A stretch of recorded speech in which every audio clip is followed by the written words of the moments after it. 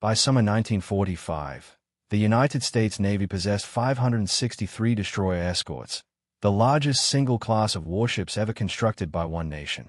These vessels, built with astonishing speed across dozens of American shipyards between 1943 and 1945, now crowded anchorages from Norfolk to San Diego, from Pearl Harbor to the Philippines.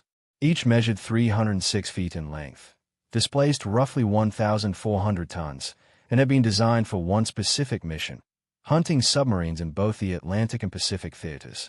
With the surrender of Germany and Maine Japan in August, that mission vanished almost overnight.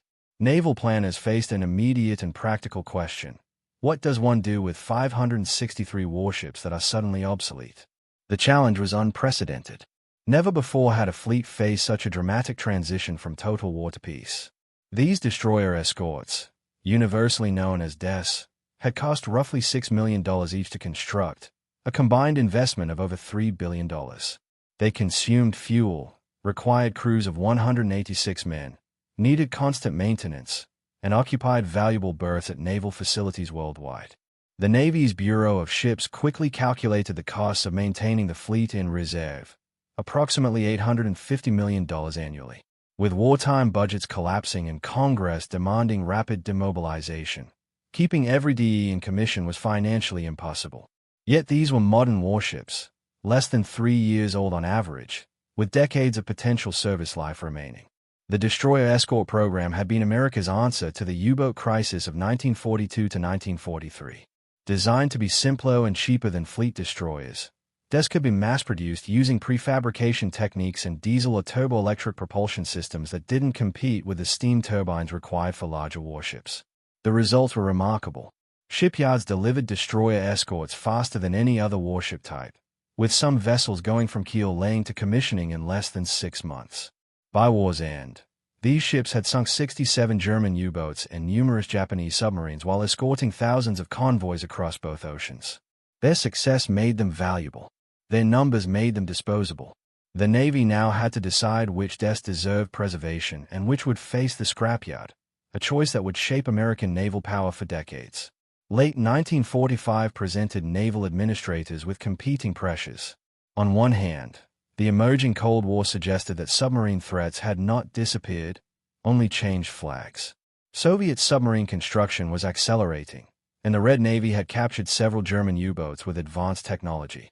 On the other hand, the American public demanded rapid demobilization. Congress slashed naval budgets by 75%, and shipyards that had produced DES needed to return to commercial work.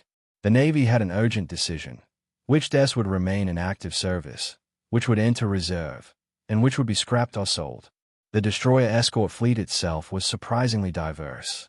6 distinct classes had been built, each with different propulsion systems, armament configurations, and capabilities. The Everett's class, the earliest, numbered 97 ships with diesel-electric propulsion. The Buckley class, with 154 examples, used turbo-electric drives and featured improved anti-submarine armament. The Cannon class, numbering 72, returned to diesel-electric propulsion but with different reduction gearing. The Edsall class comprised 85 ships with diesel engines. The Rudderow class, 72 vessels, represented an improved Buckley design. Finally, the John C. Butler class, the most advanced, numbered 83 ships with steam turbines, making them faster than their predecessors. This variety complicated preservation decisions. Maintaining 6 different machinery types and spare parts inventories would prove costly. By December 1945, the Navy formulated its initial plan. Approximately 100 DES would remain in active commission, distributed across Atlantic and Pacific fleets. Another 200 would enter the reserve fleet, preserved and maintained for potential reactivation. The remaining 263 vessels faced disposal through scrapping, sale to allied nations, or conversion to other purposes. This decision reflected both strategic calculation and economic reality. Future conflicts might require convoy escorts, but keeping 563 ships operational was financially untenable. The selection process began immediately, with naval architects and operational planners evaluating each vessel's condition, capabilities, and potential utility. The American approach to surplus desks differed markedly from how other Allied powers handled captured enemy vessels.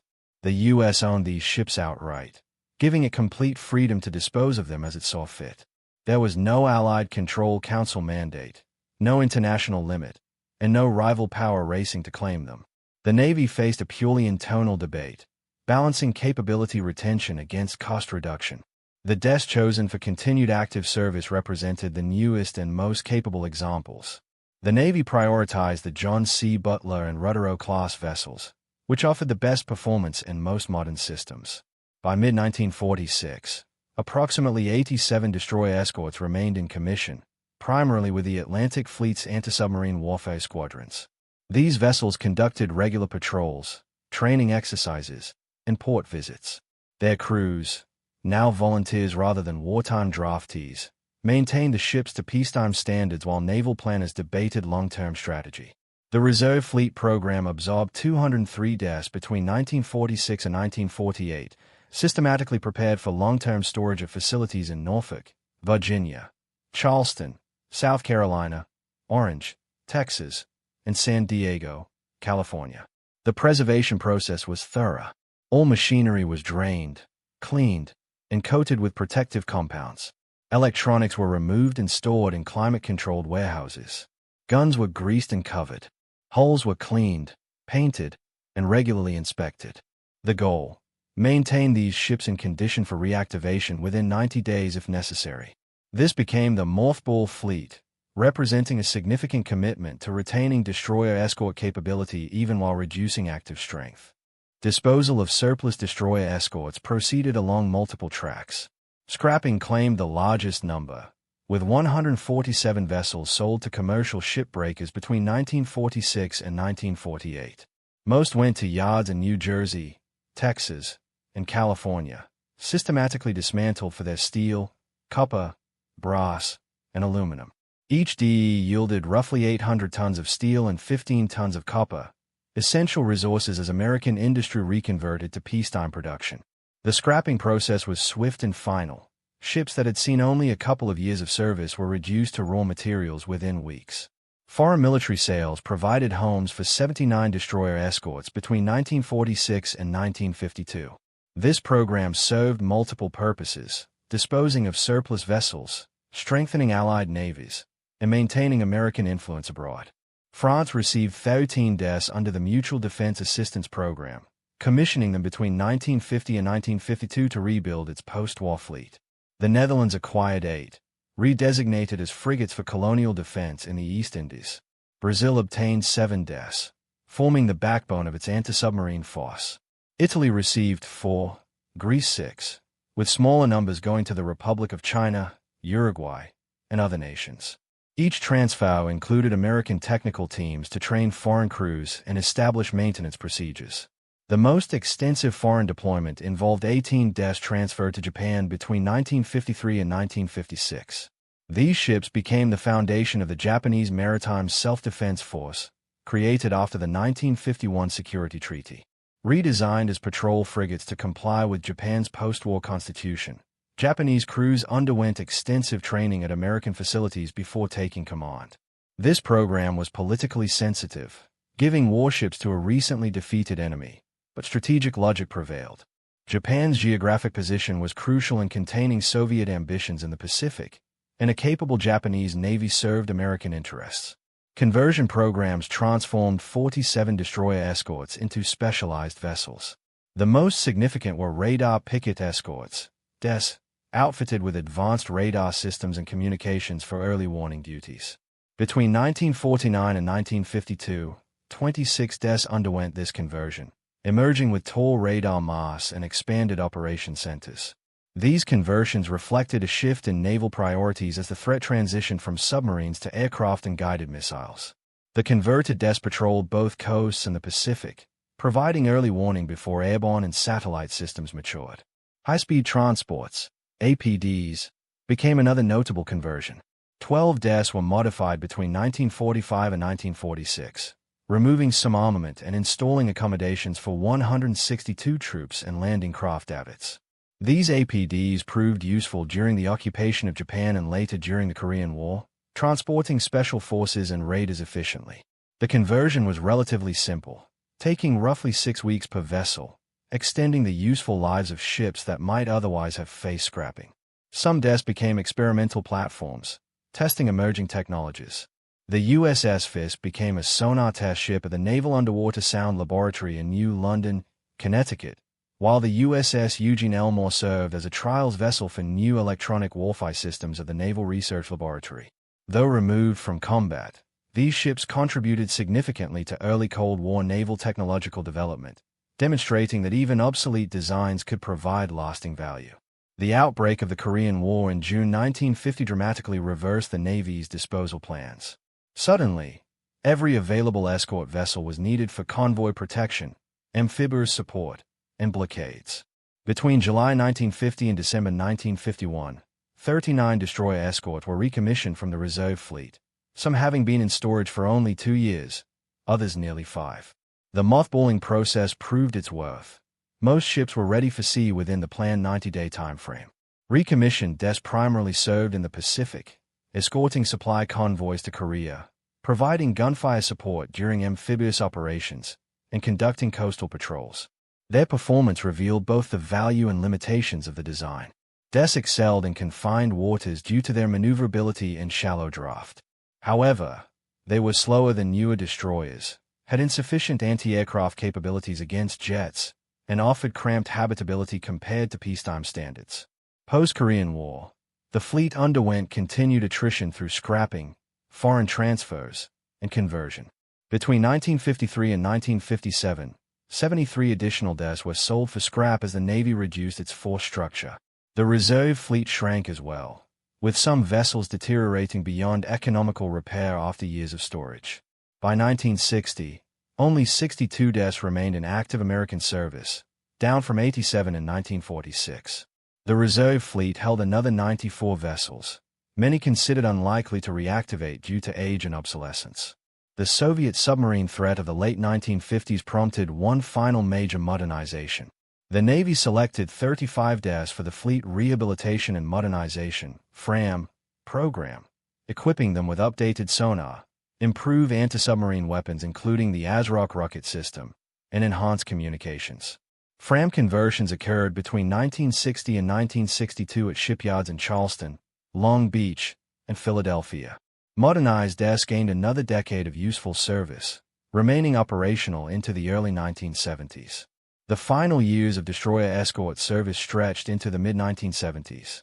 The last vessels, mostly FRAM-modernized John C. Butler and Rudero-class ships, were decommissioned between 1972 and 1974. These retirements occurred quietly, overshadowed by newer frigate designs with gas turbines, guided missiles, and helicopter facilities. Foreign service extended DE careers beyond their American retirement. French ships served until 1976, Dutch vessels until 1967, Brazilian desks until 1989, and the Republic of China kept some in service until 1999. Many desks built in 1943 and 1944 operated for over half a century, defending nations far from their original shipyards. Despite their numbers and achievements, preservation of desks for museums remained limited. Of 563 vessels, only 2 survive today. The USS Slater, a Cannon-class DE preserved in Albany, New York, and the USS Stewart, an Edsall-class ship formerly serving in the Japanese Navy, preserved briefly in Galveston, Texas. Their scarcity reflects several factors: smaller size, lower public recognition, and the cost of converting functional warships into museum ships. The technological legacy of destroyer escorts influenced naval design for decades. Mass production techniques pioneered during DE construction informed post-war shipbuilding. Standardization of equipment and systems across multiple classes demonstrated logistical efficiency. The size and capabilities of desks influenced later frigate designs, including the Knox class of the 1960s and the Oliver Hazard class of the 1970s. Anti-submarine tactics and technologies developed aboard desks laid the foundation for Cold War ASW doctrine. Hedgehog mortars, improved depth charges, and increasingly sophisticated sonar systems all matured aboard desks during wartime service and evolved through post-war modifications. Thousands of American sailors gained institutional knowledge, proving invaluable as the Navy confronted expanding Soviet submarine capabilities. The story of the destroyer Escorts illustrates how military technology can transition from essential to obsolete in a single decade. In 1945, they represented modern naval power. By 1960, many were considered outdated training vessels. By 1975, almost all had disappeared from American service. Their rapid decline reflects both the pace of technological change and economic pressures of maintaining large peacetime forces. Ships costing millions to build and thousands of lives to operate were reduced to scrap within 2 decades. The near disappearance of destroyer escorts stands in stark contrast to larger warships. Battleships, aircraft carriers, cruisers, and fleet destroyers have survived as museum ships across the United States. Yet the workhorses of the fleet, were largely forgotten. They were functional rather than glamorous, smaller than most ships deemed worthy of preservation, and often already scrapped or transferred overseas by the time preservation awareness emerged in the 1960s and 1970s. Even the modest cost of maintaining a DE as a museum ship exceeded what most preservation groups could afford. The desk service legacy, however, continued to influence naval operations for decades. American-built desks transferred to foreign navies carried tactical doctrine, maintenance practices, and operational culture across the globe. Those sent to Japan laid the groundwork for a maritime defense force central to Western Pacific security. Vessels sent to European allies reinforced NATO capabilities, while Latin American recipients maintained regional stability. In essence, the desk served American strategic interests long after leaving U.S. hands. Standing today before the USS Slater in Albany, New York, the sheer scale of attrition becomes tangible. 563 vessels were reduced to a single survivor, a loss rate of 99.8%. This near total elimination was not due to combat, which had claimed relatively few deaths during wartime, but to peacetime economics and technological obsolescence. Ships that once hunted U-boats across the Atlantic and escorted convoys through the Pacific had become more expensive to maintain than they were worth. Yet, the death story demonstrates how even vessels considered expendable can leave an enduring operational and technological imprint. The competition among the Allies for captured German and Japanese technology had no parallel in the U.S. handling of deaths. American destroyer escorts were entirely under domestic control. There was no Allied directive limiting numbers, no urgent rush to study or claim them, no competing powers waiting to seize them. The Navy could methodically decide which ships to preserve, scrap, convert, or sell, often deferring decisions until preservation opportunities were lost due to deterioration. In contrast, German and Japanese vessels had to be examined immediately to prevent technological loss. The desks that were preserved for active service represented the newest and most capable examples. Priority was given to John C. Butler and Rudero-class vessels, offering superior performance and modern systems. By mid-1946, approximately 87 desks remained in commission, mostly serving with the Atlantic Fleet's anti-submarine warfare squadrons. They conducted routine patrols, training exercises, and showed the flag in foreign ports. Crews, now volunteers rather than wartime draftees, maintained the ships to peacetime standards while planners debated their long-term future. The Reserve Fleet program absorbed 203 destroyer escorts between 1946 and 1948. These vessels underwent extensive preservation to allow potential reactivation within 90 days. Machinery was drained, cleaned, and coated with protective compounds, electronics removed and stored in climate-controlled warehouses, guns greased and covered, hulls cleaned, painted, and inspected regularly. This mothball fleet was a technical marvel, reflecting the Navy's commitment to retaining DE capability while reducing active strength.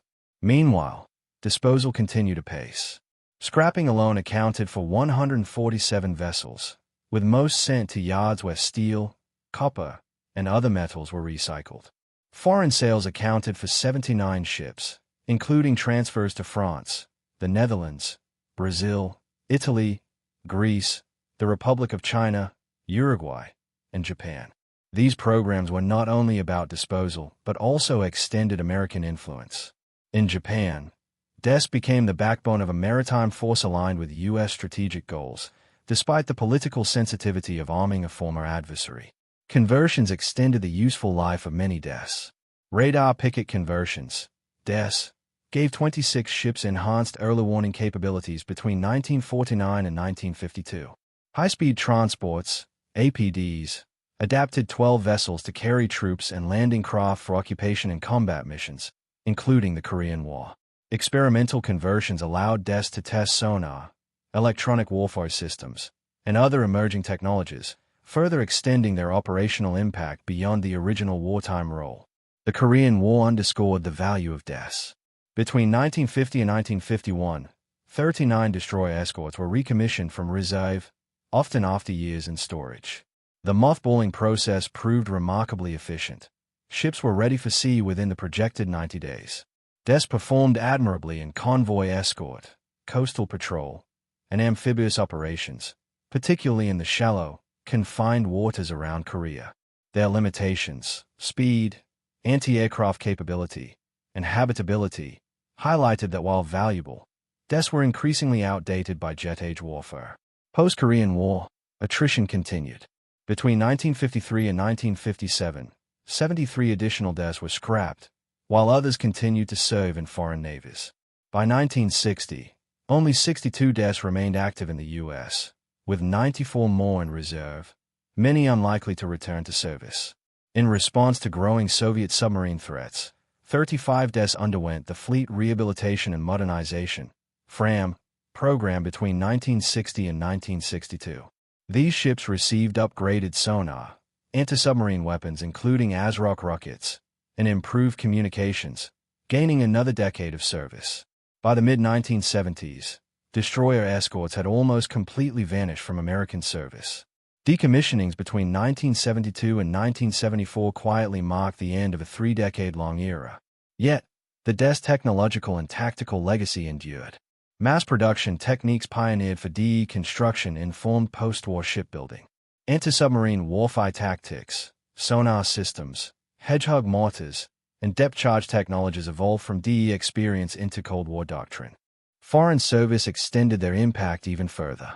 DES transferred to France, the Netherlands, Brazil, and Taiwan operated decades beyond their American retirement. The Republic of China maintained DES until 1999, giving some vessels a service life spanning over half a century. The story of these ships reveals how functional, workhorse warships, despite being largely forgotten, shaped navies around the world and contributed to global security long after their original mission had ended. Even museum preservation was limited. The USS Slater in Albany, New York, and the USS Stewart in Galveston, Texas, until 1971, represent the only tangible connections to these vessels. Their scarcity reflects a combination of size, public perception, and economic feasibility. Yet, for those visiting the Slater today, walking through its narrow passageways, examining its weapon systems, and experiencing its cramped living spaces conveys lessons that documents and photos cannot replicate. These ships, once the backbone of Atlantic and Pacific convoys, live on in the experiences of those who served aboard and the historians who study them. The destroyer escorts exemplify the rapid life cycle of wartime technology.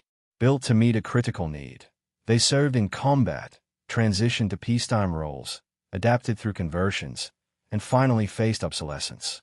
From 1943 to the mid-1970s, they influenced naval tactics, strategy, and Allied operations worldwide. Yet, for all their achievements, nearly all were gone, illustrating the transient nature of even the most robust wartime production programs. The story of the DES underscores the intersection of technological innovation, strategic necessity, and economic reality. They were tools of war, instruments of policy, and vessels of global influence, all within a life cycle of just 3 decades. Their disappearance highlights how history can almost erase even the most numerous and influential weapons if they fail to capture public imagination or meet evolving technological standards. The destroyer escort program was an achievement of unmatched scale and speed. Constructed in under 3 years, deployed across 2 oceans, and purpose-built for anti-submarine warfare, these ships had proven their value in the most challenging theaters of World War II. Yet, as the decades passed, their story became one of attrition, adaptation, and strategic legacy rather than frontline glory. By the mid-1970s, virtually all American DES had vanished from U.S. service, leaving only traces in museums, archives, and the memories of the sailors who had served aboard them. The operational life of destroyer escorts extended far beyond their initial mission. Even as the U.S. Navy decommissioned most ships, foreign navies continued to rely on DES for decades. France retained its vessels until 1976, the Netherlands until 1967, Brazil until 1989, and Taiwan until 1999. Some of these ships served for more than 50 years, a testament to the robust design, adaptability, and reliability of the class. In foreign hands, they continued to protect convoys, patrol coastlines, and provide training platforms, carrying American naval doctrine to allies and former adversaries alike. Preservation of DES within the United States was extremely limited. Of the original 563 ships, only the USS Slater in Albany, New York, survives. The Slater's extraordinary journey included service with the Greek Navy from 1951 to 1991 before being reacquired by American preservationists and restored to represent a typical wartime DE. Its narrow passageways, gun mounts, and engine spaces offer visitors a tangible connection to the daily life of sailors who manned these vessels. The USS Stewart, an Edsall-class DE preserved in Galveston, Texas, survived until 1971, when deterioration forced its scrapping. These two examples underscore the difficulty of preserving smaller warships, which, despite their historical significance, were not considered glamorous enough to warrant widespread conservation. The scarcity of surviving DES reflects multiple factors. Unlike battleships or aircraft carriers, they were functional workhorses, not symbols of national power. Their modest size made them challenging to convert into viable museum ships with sufficient exhibition space. By the time preservation consciousness emerged in the 1960s and 1970s, the majority of DES had already been scrapped, sold, or transferred abroad. The Navy's focus on larger vessels and modern capabilities relegated DES to near obscurity, despite their remarkable contributions to wartime and post-war naval operations. Technologically, the DES left a profound legacy. The mass production techniques developed during World War II informed post-war shipbuilding practices. Standardization across multiple classes improved fleet logistics, and lessons learned aboard DES shaped the design of subsequent frigate classes, including the Knox class of the 1960s and the Oliver Hazard-Perry class of the 1970s. Anti-submarine warfare tactics, hedgehog mortars, depth charges, and increasingly sophisticated sonar systems all matured aboard DES and formed the foundation of Cold War ASW doctrine. The operational experience of thousands of American sailors aboard these vessels created an institutional knowledge base that remained invaluable as the Navy confronted Soviet submarine expansion during the early Cold War. The DE program also demonstrated the challenges of maintaining large reserve fleets. The Navy's experience with mothballing, reactivating, and converting DES influenced decisions about which ships to preserve versus scrap. Korean War reactivations validated the reserve fleet concept, proving that well-preserved ships could return to service quickly and effectively. At the same time, the deterioration of some stored vessels highlighted the limitations of long-term storage, shaping future decisions about fleet composition and modernization priorities. Foreign service extended the DES influence far beyond American shores. Ships transferred to allies helped establish or strengthen post-war navies, transmitting U.S. operational doctrine, maintenance standards, and technological expertise. In Japan, DES became the foundation of the Maritime Self-Defense Force, providing early warning capabilities, anti-submarine protection, and patrol functions vital to Cold War Pacific security. European allies integrated DES into NATO defense structures, while Latin American nations relied on them for coastal defense and regional stability. In each case, the ships served not only tactical purposes but also strategic goals, projecting American influence and expertise worldwide. By any measure, the destroyer escort program was a remarkable achievement. From 1943 to 1945, 563 vessels were built, deployed across 2 oceans, and successfully employed in anti-submarine warfare. They were capable of decades of service when properly maintained, yet most were destroyed, sold, or allowed to deteriorate once their immediate utility ended. The few that survived in foreign service did so because of geography, recipient nation needs, and political considerations, not deliberate preservation policy. Their story illustrates how wartime necessity can give rise to mass-produced military technology that serves multiple generations before obsolescence claims it. The operational and historical legacy of DES remains critical for understanding modern naval strategy and technology. The rapid life cycle of these vessels, from essential wartime assets to obsolete peacetime relics, highlights the intersection of economic pressures, technological advancement, and strategic adaptation. Their mass production, widespread deployment, and subsequent global service demonstrate the influence that even relatively small warships can have on international security, doctrine, and post-war alliances. Walking through the USS Slater today, visitors confront a material record of these lessons. The cramped working spaces, functional layouts, and austere living conditions convey the realities of naval service that documents and photographs cannot fully capture. The ship's survival, less than 0.2% of the original DE fleet, underscores both the ephemeral nature of wartime technology and the enduring impact these vessels had on global naval affairs. The story of America's destroyer escorts ultimately reveals the fleeting nature of wartime utility and the permanence of strategic influence. While nearly all DES were gone from U.S. service by the mid-1970s, their technological innovations, tactical lessons, and contributions to Allied security persisted. In the hands of foreign navies, DES continued to shape maritime defense for decades, providing a bridge between the World War II era and the Cold War. Their legacy offers insight into how mass-produced, functional military assets can influence strategy, doctrine, and international relations long after their original purpose has faded. Standing today before the USS Slater, the reality of attrition, adaptation, and legacy becomes tangible. The destroyer escort program, once the backbone of anti-submarine warfare in two oceans, serves as a case study in the rapid rise and near-total disappearance of wartime technology. It exemplifies the broader lessons of World War II, that innovation, production, and operational deployment can achieve extraordinary results, but that obsolescence, economics, and strategic evolution inevitably follow. The story of the DES is both a testament to American industrial and naval ingenuity and a reminder of how quickly even the most critical military assets can be reduced to history.